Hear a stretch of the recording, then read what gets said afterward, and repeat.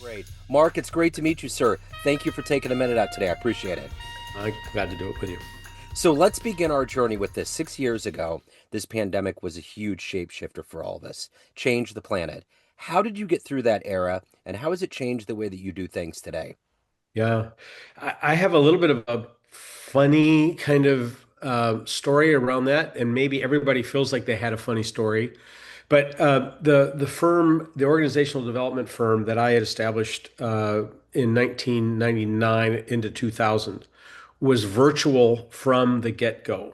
So the big shift everybody had to make, like, oh, we got to go online. We got to find ways to do this stuff. We have to work remote. We have to find other ways around it other than being a fixed office. That's stuff that we had been doing, thinking that the world was going to be catching up at some point, not planning for a pandemic, of course. Yeah. But I mean, it is cheaper and faster. Hmm. Let me just do one little aside story, then I'll come right back to Absolutely. how we spent the time. But prior to the pandemic, I had a lot of CEOs. That's primarily who I work with. Sometimes it's boards or senior execs, but people who own and run the organization. They were like, I won't do anything online. I got to see the whites of the eyes. We got to get it. You come to my office or I'll meet you at that restaurant or whatever. Same people, 5 years later. Why would I get in a car and go to a restaurant? Just get online. Let's talk. It was such a foundational change.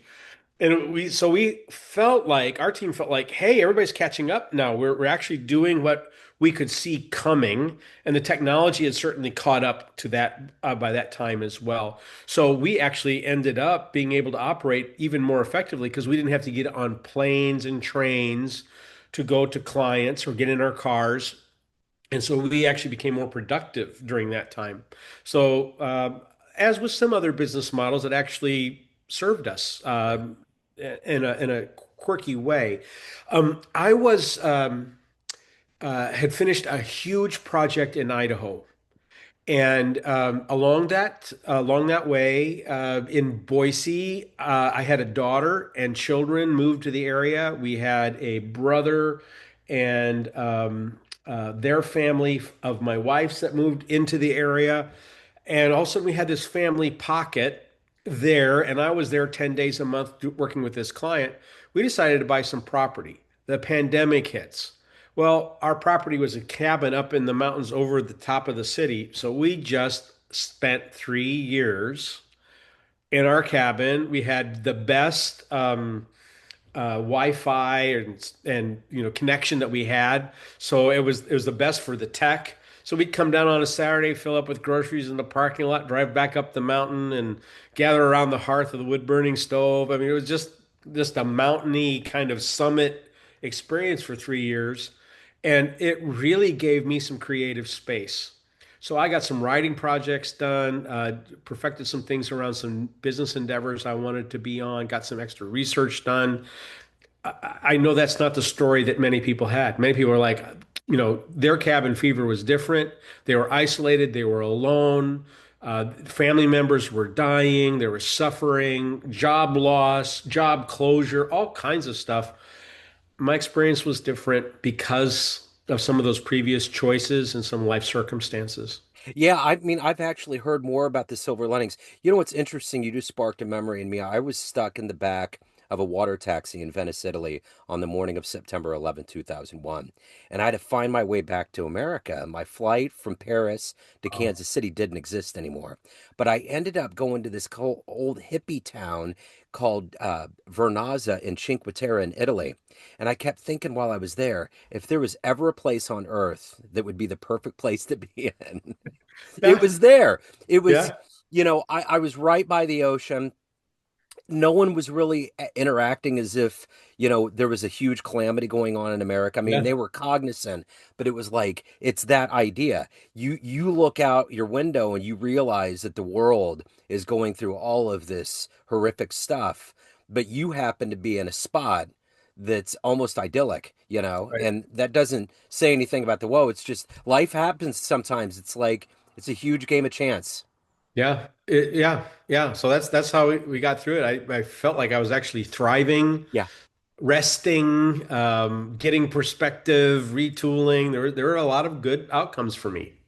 There was a Saturday Night Live skit that got a lot of flack. There was a thing where people were taking COVID tests and they were positive, and they were jumping on their beds in slow motion and ecstatic because they didn't have to go into work for 2 weeks, you know? And it was like that Mhm. idea. And I think for adults, especially, I think there's a part of us that embrace that slowdown because things Yeah. move so fast, especially Yeah. with kids. And when you have family around you, you realize how fast it moves, you Yeah. know? And So, I say what I've said, aware, like a friend of mine lost both of his parents within a month of each other to COVID yeah. early, before everybody knew what was being dealt with, you know? And so I don't want to make light Oh, of yeah. No, no, no. where the struggle was for people at all. Yeah, no, I totally get it. Totally do. So let's get into the heart and soul of what you do in the realm of Mhm. leadership. I want to know this. If you get in front of a bunch of 12 or 13-year-olds at a school and it's career day and one of the kids wants you to synthesize what you do for a living, how do you explain what you do? Yeah, it's a good question. I would say, I think what I say to even 70-year-olds would say, what do you do? I get to love leaders who love leaders. So I get to walk with them, see them, perceive them, listen to them, focus on them, figure out with them where they want to go and get past stuck spots, particularly when they are saying, my career is going to be wrapping up. I got to put this in somebody else's hands. I got to find and develop a successor who can take it from here. Because what we do is important. It's good work. We want it to continue. We want others to be able to benefit from this thing. So figuring that out is really, really hard and delicate work. And I get to be in there with them. And the word love sometimes feels a little sloppy, but I think of how it's been well used by other businesses like the early years of Southwest. Like, you bring a positive regard to this stuff that people care about. And I especially want to be doing that with people who care about developing other leaders. That's hard work to try to bring good value to the world that will benefit your grandchildren's grandchildren. That's what I do. So I'm curious, take me back to the early, early years of your life. What was your first formidable memories of leadership? Whether it was a president, a speech, what was that for you? I am very fortunate, and I just feel very grateful for this over and over. My mom and dad, and particularly my dad, knew they had a prescient kid in their household, a real you know, someone who is out there making things happen, ahead of his time, kind of a thing. I just leapt into life. And so they got me connected with mentors intentionally, and some of them I didn't even know that dad had kind of set it up. And so I'm getting these calls during my teen years. Hey, would you come out to lunch with me on Saturday? Just thought I'd spend some time with you. And it's the president of an insurance company that wants to do it. Or it's someone who's studying to be a teacher as a second career after a life in road construction, but really loved reading and knew of my love for books. And so, started sending some books my way to read so we could talk about them. I grew up thinking this is what adults do. Yeah. And so my experience was well-rounded with people who were leaders of organizations or who thought of themselves as needing to lead something into being, like as a project or as a hobby. And they poured into me. So my conception of leadership from the beginning with that great gift was that leaders develop other people to be great, Yeah. or to be as best they can, to live into their promise, to figure it out, and are not using people for their own ends. And so that was the big formative thing. So I can point to half a dozen people that were present in my life, leading things, showing me that model. So what did you want to be when you were a kid? What was your ultimate dream? I was going to be an archaeologist. Okay. Okay. So we're talking dinosaurs. What were we going to look for?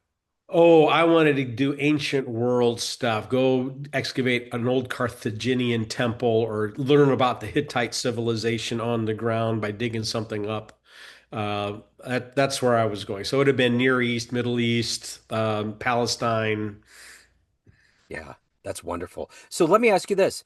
Who was your inspirational force that's allowed you to evolve to this place in your life where you're at Mm. today?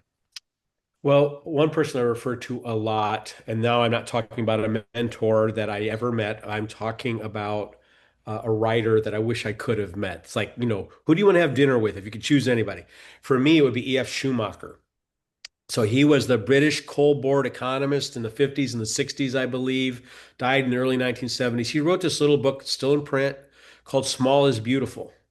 And he was one of the first voices of saying, we can't count coal the way we count corn.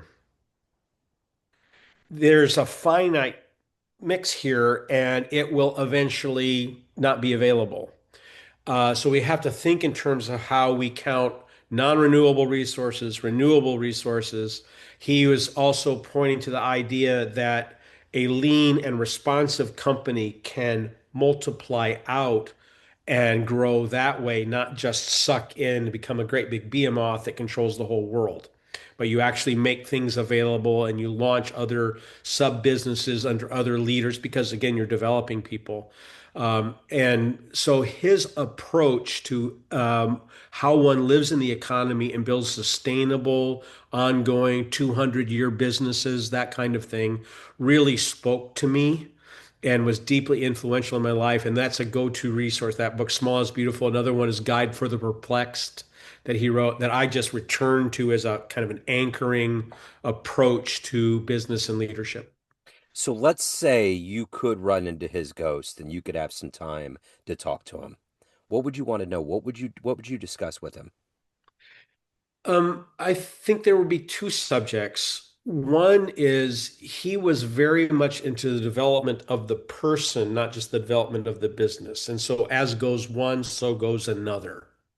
The capacity of the leader to perceive things, conceive of things, run an organization matches up with the capacity of the enterprise to be able to carry that out. So they either work together or are going to work against each other.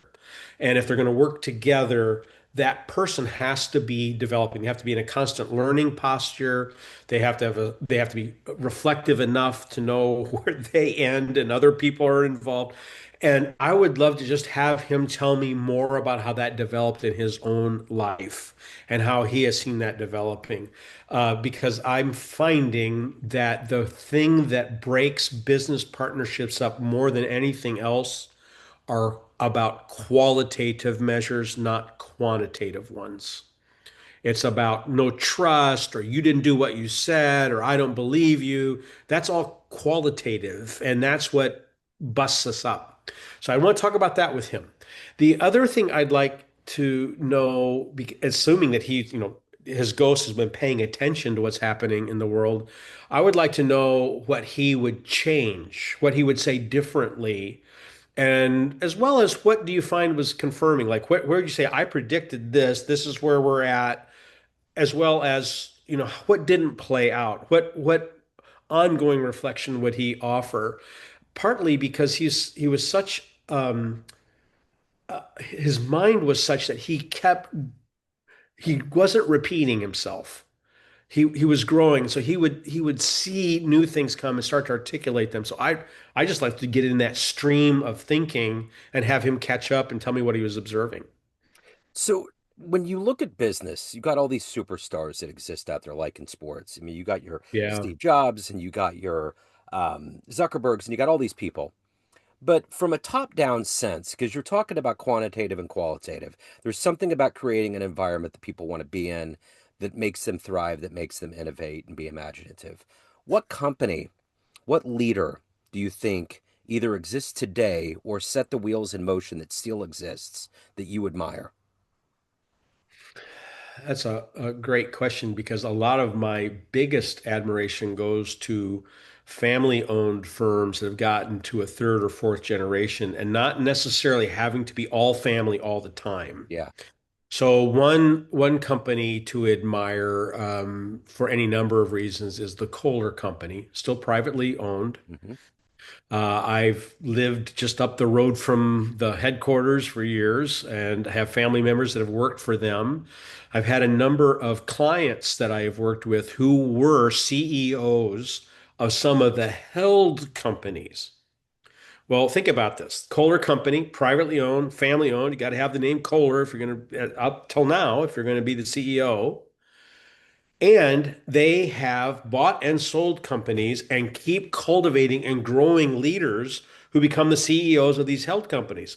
Well, they're not going to be the next CEO of Kohler, Yeah. but they're blessing their environment, their whole ecosystem by creating leaders who then go on to run a company that's a supplier or a company that's adjacent, a company that's a customer of theirs, and they have commonly shared values and a way of working that keeps building a an ecosystem that's strong and there's a lot of trust in it because they keep growing up people instead of saying you're here as a widget for us, we're just going to use you up, burn you up, throw you away, and you'll have to go somewhere else.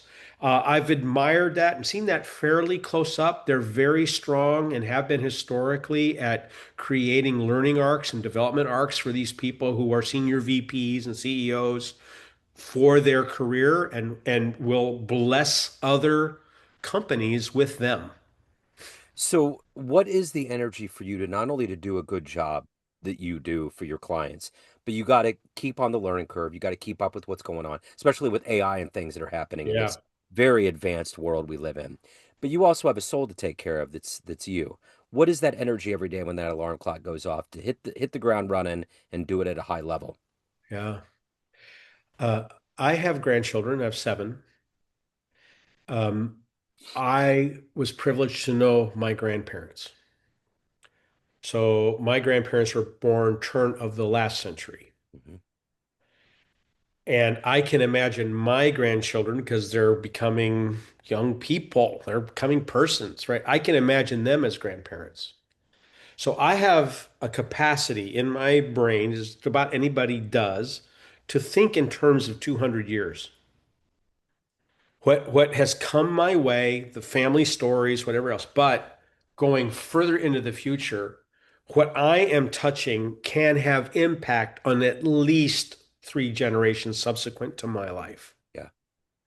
That's motivating to me. I want my grandchildren's grandchildren to have hope in the world in which they will live, not despair. I want them to be able to look back and say, the generation I'm a part of, or my ancestor, or whatever, saw this, thought about this, cared about this, helped set the stage for what we have now. And so that is very inf infectious in me. I want it to be infectious to others. I often ask that kind of a question, especially for major initiatives. What will the grandchildren's grandchildren say? Are we really mitigating long-term effects and downstream effects of what we're doing? Are we expecting others are going to clean up and pay for what we're doing now? So let's speaking of generations, let's say you have a dream tonight and you step back in time to when you were 18. You go up into your room where you're at and there's a film projector and your age now, click the play button and it plays a 60-second clip of your life, the highlights. Would that young version believe that your life turned out the way it has? Oh, not at all. No? No, not at all. And there would be, if I was 18 and seeing just a couple of the big highlights, I might not want to face it. A great big chapter was more than half of my first marriage was my wife's illness. She had 16 years and 19 occurrences of cancer before her life ended. And it was more than half our marriage. It was really the only memory my children, my two biological children, have of their mother was mom was sick. That was a very forming experience for them, very formative for me. It changes how you view life, what you care about. There's just a lot of stuff there that if I was 18 and I knew that was coming, that would have been hard to face. I can look at it now and say, man, the lessons that learned, the experiences that we had, the good things that came with the awful. I've lived through it and we survived it. But at the front end, that would have been hard. So let me ask you this. being in the world of business, it can be a serious place. But let's say you walked into a room of all of the clients and everybody that you've worked with throughout the years, and you swim through that group of people and you go to a podium and you can tell them one fun story. The first concert you went to, jumping out of an airplane, a wonderfully magically place you traveled to, outrunning a bear, wrestling a crocodile. What fun story are you going to tell that room to humanize your business bones to that group?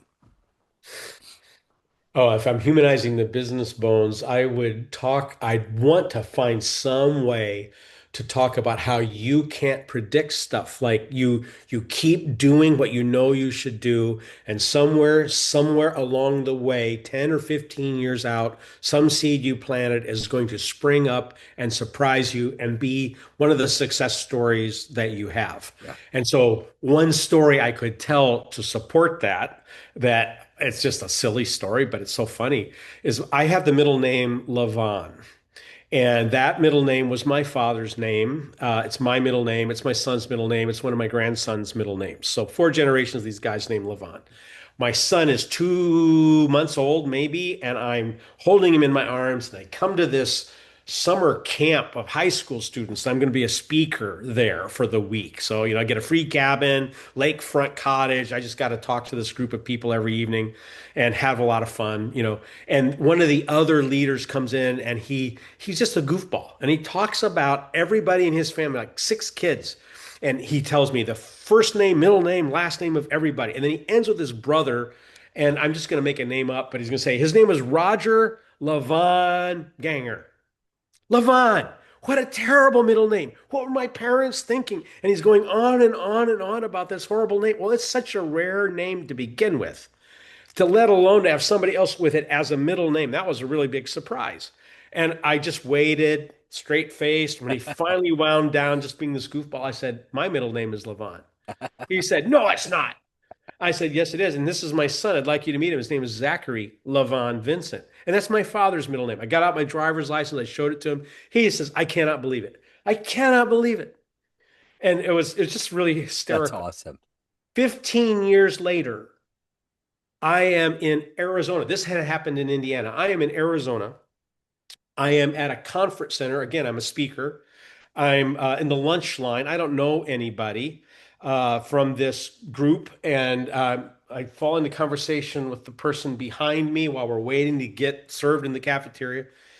And he says, hi, my name's Roger Ganger. I said, your middle name is Levon. And he said, how did you, what? How do you know? And it was a guess, right? Yeah. But the coincidence was just too much. And it's just an illustration Yeah. of how things will circle back, things show up. And if we're focused on what we know is right and good and true and beautiful, and we keep making it happen in spite of the naysayers, in spite of the bumps in the road, if we really know our stuff and we stay on it, things bubble up that we didn't expect, but we'll be able to see them because of our focus. I love that story. It's interesting. I don't know where you're at on the spiritual realm, but those kinds of things have popped up on my radar, and it's just undeniable proof that there's something way bigger orchestrating the marionette strings in our Oh yeah. reality. Y- No, I really believe there is I mean, I have a Christian commitment Yeah, and I'm a regular churchgoer and have a long history of involvement in faith-based organizations. And when people talk about presuppositions and they say, well, what's at the base of it? I'd say, I just believe there is an interested and engaged mover behind everything. And 100%. I can't take it any more than that in a way that I can prove it or come up with a systematic theology that everybody's going to say, oh, that makes such perfect sense. It answers all of my questions. No one's been able to do that.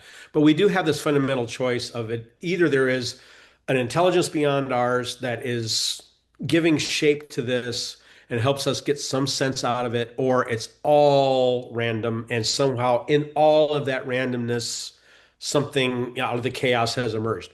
I go with the former. Yeah, I totally get it. So Levon is a name that can go either male or female, and I worked at a architectural engineering firm in my 20s, and one of my favorite people was a woman named Levon Schmidt.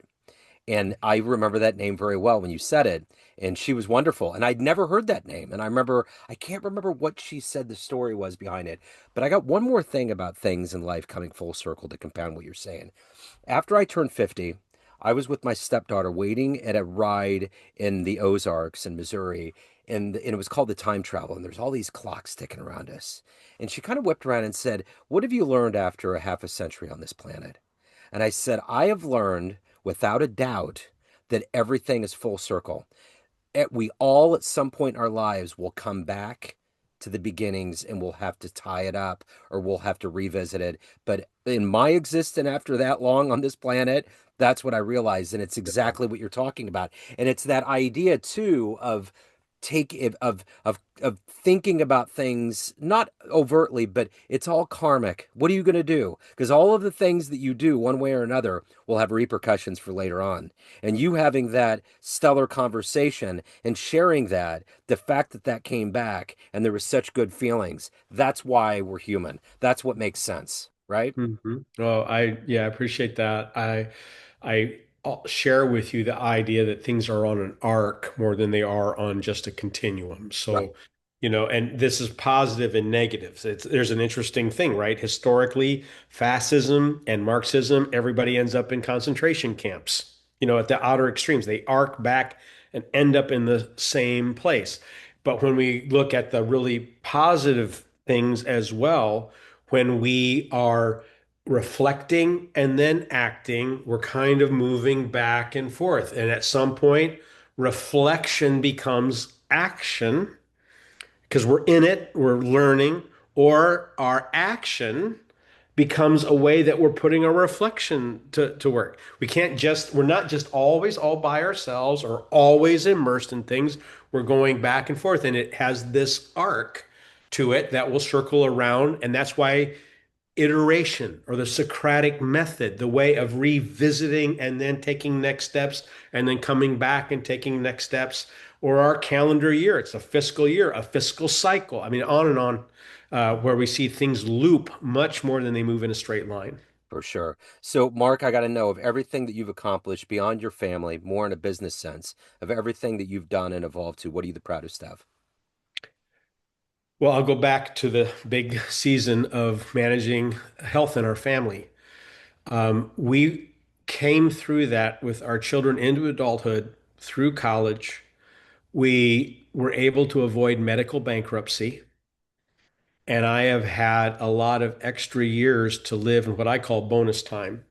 And by the time Lori, my first wife, passed away, the things I would have wanted to do in life were largely done. And so I could really begin to focus on other leaders, their stories, their careers, where they want to go with the mission of their organization, what the legacy and future value is that they're a part of. So having lived through it, in some ways, there's a lot of beauty and there's also a lot of hellishness to come to a spot where I could say we've completed. That's wrapped up. It's got a nice bow on it.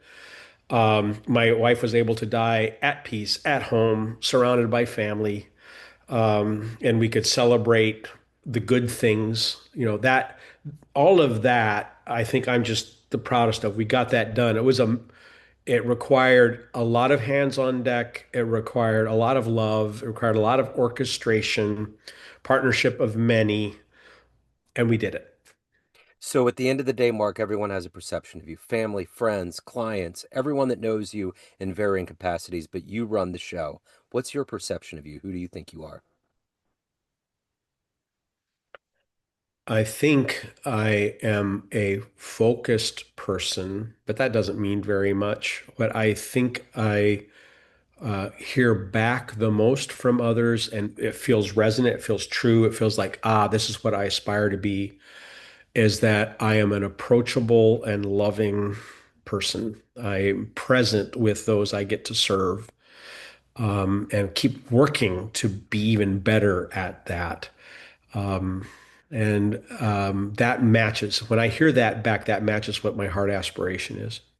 So, if you could get into a time machine and go back in the annals of human history and see one event with your own eyes, won't create a tear in time, won't create anything weird. You get to merely witness it. What do you want to see happen? If I'm going forward in time, No, back in back in time. time. Well, I mean, you can go into the future too if you want to see the Okay. future, but I would caution against that. Yeah. Um, there are a series of leaders of countries and large organizations that had a real servant-heartedness about what they did. They had a vision for their people, and somehow found a way to move things forward. Those are the folks I would think of as my heroes. I'll just give one example.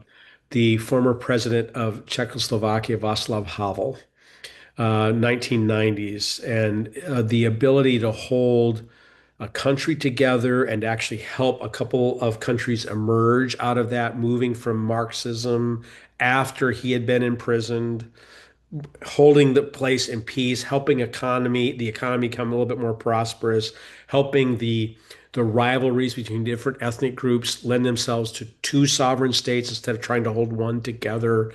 That's an example of someone who was not putting themselves ahead of the dynamics of the day.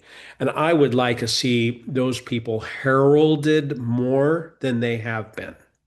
Was he kind of holding back the tide of Milosevic with all that he was doing with the Serbians? Was he kind of Well, a, they were adjacent, but it was yeah, about the same time frame. that's Yes. what I thought because I know Mhm. Slobodan was doing a lot of really diabolically bad stuff and it was Yeah. affecting that region. So my Yeah. memory was kind of Yeah. No, triggered. they overlap for Yeah, sure. yeah, absolutely. Yeah, and they're such different stories, like two Yeah, neighboring houses. yeah, I know. Isn't it Yeah. crazy? Yeah. So, Mark, if anyone is peaked right now, they want to reach out, hire you, learn more, any of the good business in your world, where do they go? Yeah. marklvincent.com. That letter L for Levon has to be in there, or you're going to get Vin Diesel, because that's his given name. Or Okay. there's a singer from Australia that's done pretty well globally that's also called Mark Vincent. So marklvincent.com. Okay, excellent. I remember years ago, a really good friend of mine that he always showed me everything. He was the first person to show me Google. He was like, check this out in the 90s. Yeah. Look how fast this will happen. He showed me YouTube. Anyway, when I was getting ready to set up a website, because I'm a visual artist too, he said, do your name. Just whatever you do, do your name. Get And your I'm so name. grateful because there's a lot of Joe Domino's, and I got Yeah. it. I got that Yeah. real estate. It was like I was in Far and Away, and I was Tom Cruise just staking that to the ground. Yeah. So Yeah. Isn't it funny how that changes? It's no longer whether you've got the trademark. It's do you have your domain? that's it. Isn't that Yeah. wild? And it was a Yeah. long time ago. Mark, this has been an absolute joy. Thank you, sir. I'm glad that we connected. Thank you for your story. Thank you for your time. Best of luck with everything. Well, thank you. You've got a voice for radio and a face for it too. No, just That's kidding. my show engineer says that all the time. I love it.